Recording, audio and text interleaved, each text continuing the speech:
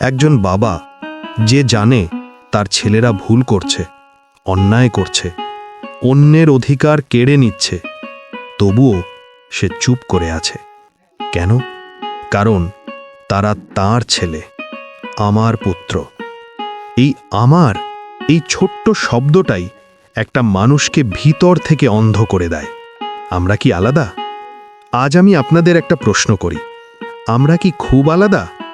আমরাও তো বলি আমার পরিবার, আমার মানুষ, আমার ইচ্ছা। আর সেই আমারের জন্যই আমরা অনেক সময় ভুলকে ঠিক বলি, অন্যায়কে সমর্থন করি, চুপ করে থাকি। কুরুক্ষেত্র কোথায় জানেন? ধৃতরাষ্ট্র বললেন, ধর্মক্ষেত্রে কুরুক্ষেত্রে। এই কুরুক্ষেত্র কোথায় জানেন? দূরে কোথাও না, এটা আপনার ভিতরে, আমার ভিতরে। প্রতিদিন একটা যুদ্ধ চলছে, ভালো আর খারাপের, সত্য আর মিথ্যার, লোভ আর শান্তির। কিন্তু আমরা কি করি?